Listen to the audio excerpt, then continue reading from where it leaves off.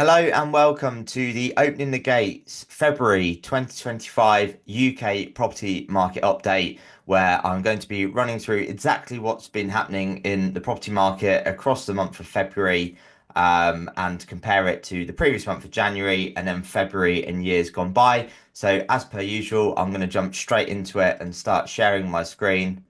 And yeah, let's get into it. So, to start with, we're going to do the usual thing of looking at my data that I go and collate from a variety of different sources. As always, shout out to 20EA for getting the data here. So, just confirm from left to right, left-hand column is comparing February 25 to January 25. Middle column is comparing February 25 to February 24, and then right-hand column is February 25 to 6-year average. So on the market, i.e. number of properties for sale, 1.31% up on the previous month, 6% up on the year before, and 19% up on the 6-year average. So as I think we continue to say on these recordings, stock levels are at a 10-year high. There is more properties for sale, which equals more competition for sellers. They need to be more bullish on price, have the best marketing, and choose the right agent to have the very best chance of selling. Good news is, though, that this is going to attract more buyers to market as they've got more choice. So that's also a positive there. But we're in a very balanced supply demand kind of landscape, I would say. I've actually looked at Rightmove this week, and about 44% of properties on the market are actually under offer, which does sound quite atrocious, but less than half the properties are actually selling. But even in the craziness of the market, which was 2021 and first half 22, even in the best of times there with record low interest rates, low stock levels, and high buyer demand with stamp duty holidays, etc., etc., it was only probably 60, 65, 70% in different parts of the country. So we're in a very balanced market. Pre-COVID, selling 50% of property was actually quite normal, bizarrely. So new listings up 2.5% on January, which is a good sign. It shows people are still coming to the market, even though we've got the stamp duty changes coming up. More on that later.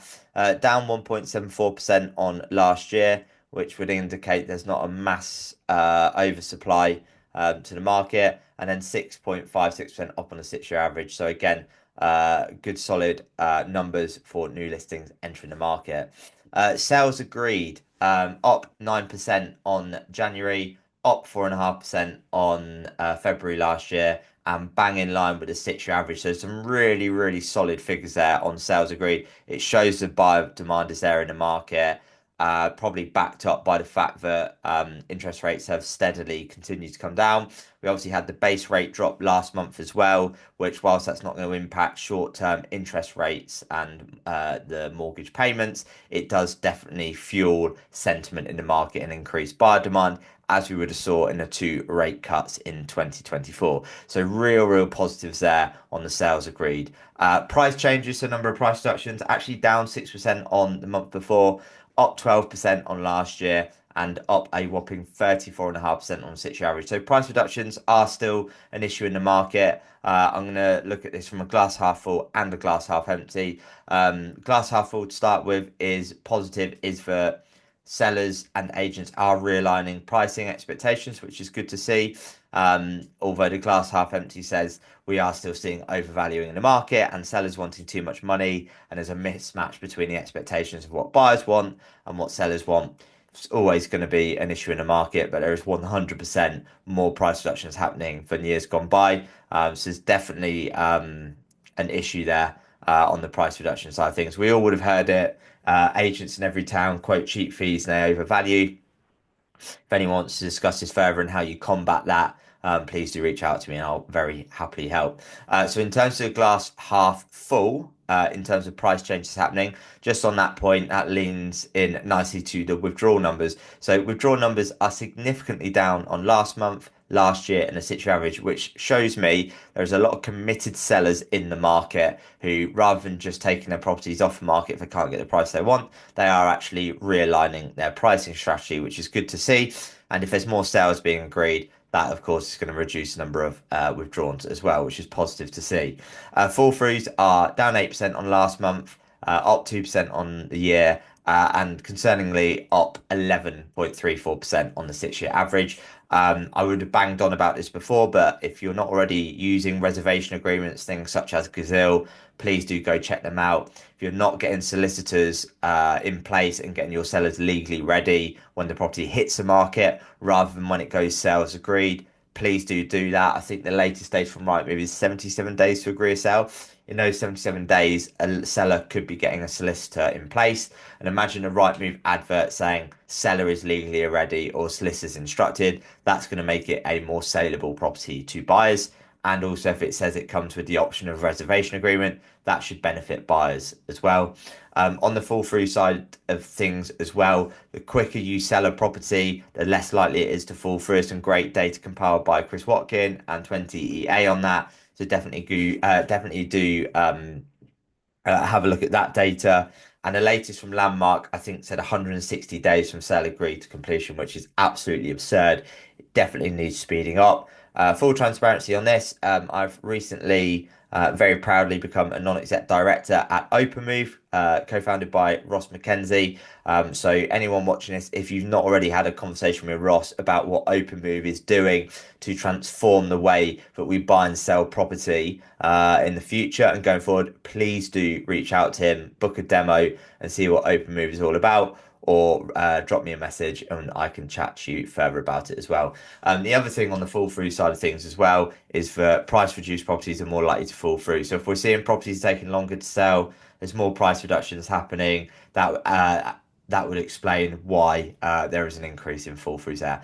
And then relisting numbers, interestingly, down 39% on January. But they were up 23% in this time last year and 10% up on the 6-year average. So there definitely is people returning to the market as conditions have improved. So in terms of your targeting of other agents' properties and going after withdrawn properties, please do make sure that you've got a strategy in place for that. Right.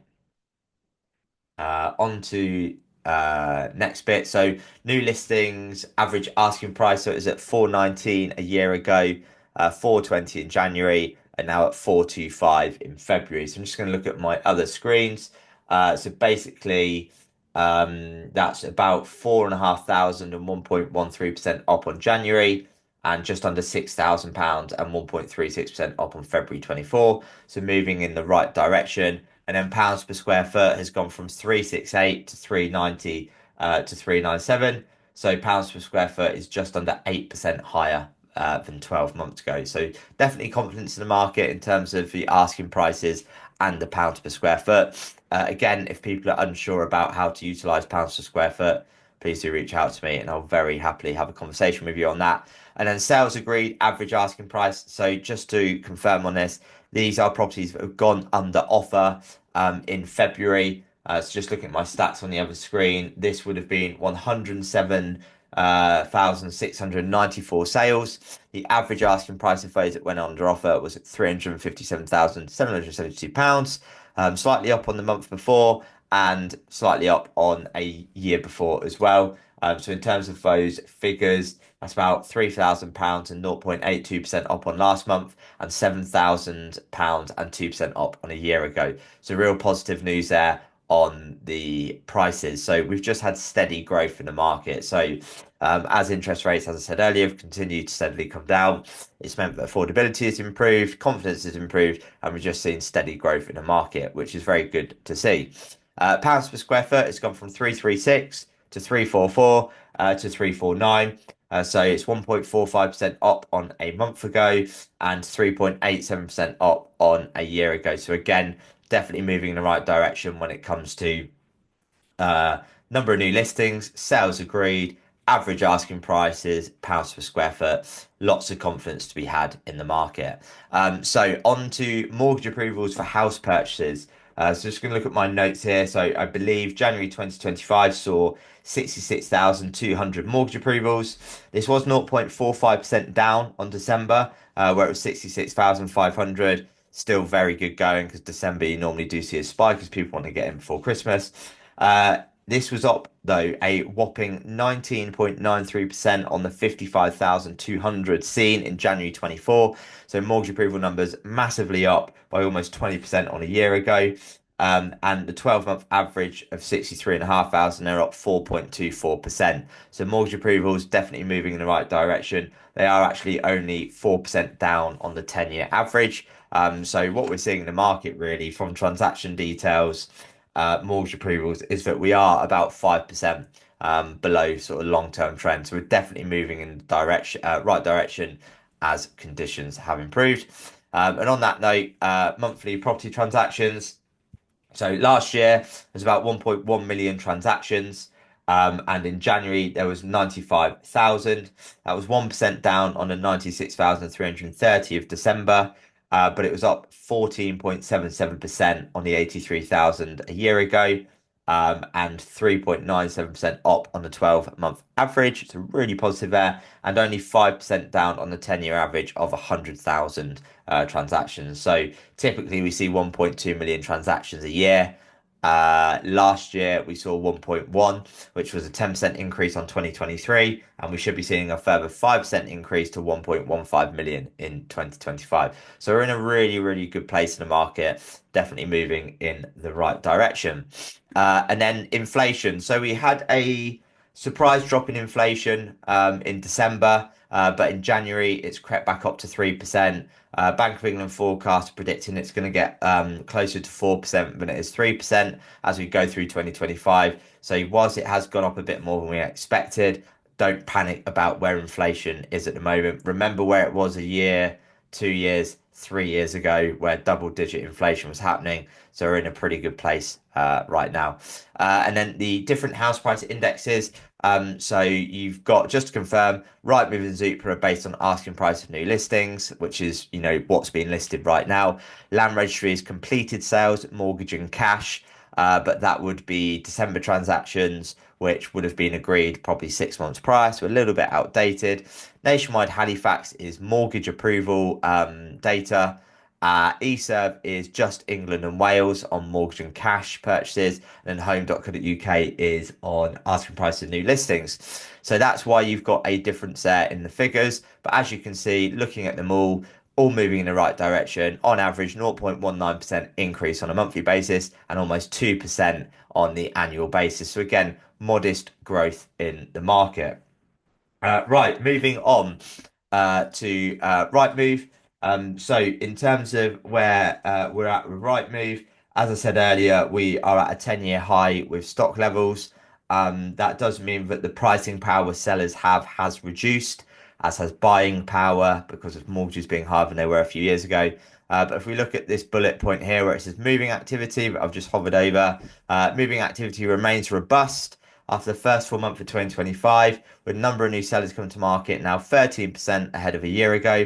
Buyer demand up 8% and sales agreed numbers up by 15%. So some really strong numbers there from Rightmove. What they've also found is that there's about 550,000 transactions more in the pipeline at the moment. More, should I say, there are 550,000 homes in the pipeline waiting for legal completion. This is 25% more than this time last year. So more sales being agreed. There's also those trying to get over the finish line before the stamp duty changes at the end of March as well. But what they've seen is there's no major drop off in activity expected from April. So again, the activity we've seen in February, it's not a chance in hell these people are going to be moving by the end of March to avoid the stamp duty changes. So it shows that there is definitely a market to be had post stamp duty changes, which is great news. What else we've got is the sentiment in the market. So mortgages agreed in principle on Rightmove with 49% up on January 2024. So a real positive there. Time to sell is about 10% up on a year ago, taking about 77 days.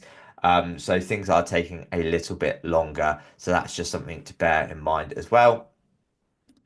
Zoopla House Price Index, not really much to report on this. There's quite a lot in it this month around the gap between how much house prices have gone up compared to flats. So there's lots of data in that if you want to read that. But in terms of here, as you can see on the screen, all measures of sales, market activity, posting double-digit growth. So demand up 11%, sales agreed up 10%, new supply up 10%, stock of homes for sale up 11%. When you look at these figures, they're very well balanced, which basically says if you price a property correctly market it in the correct way, there's no reason why you won't find a buyer in this market. Onto the nationwide house price index. So, few different interesting points in this. So, whilst there's not going to be, let's just zoom in on this. I would have said this before in updates. Whilst I don't think there's going to be a mass fall off a cliff at the end of March in terms of activity levels, there will be lower completion levels, I'm sure, because they'll all get try to get squeezed into March.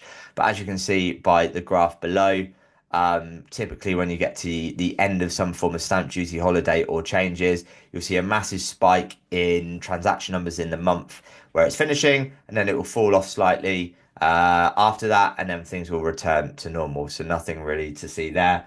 The other thing to report on from Nationwide is buyer types. So cash buyers and first-time buyers remain the most common buyer types, making up about 2/3 of the market. And then interestingly, still it's about 1 in 10 property purchases are a buy-to-let mortgage. And with the cash purchase, you never know if that cash purchase is going to be cash to live in, second home, or actually a buy-to-let. So as much as there has been a sell-off of landlords' assets, with Rightmove Zoopla reporting about 15% of properties on the market were previously rented out, it looks as if we've seen the worst of the landlord sell-off on that, and there's definitely landlords looking to reinvest into the market. And then Nationwide has reported, where is it? Do do do do do. Here we go. 6 months in a row, Nationwide have reported house price increase, and they've got it at £270,000. And what's that? Well, it's about £10,000 up on a year ago. So real positive news there in the market. Onto Halifax House Price Index. Again, positive news here on the monthly, quarterly, and annual change in house prices. And then I think the only thing I had to say on this was this penultimate paragraph.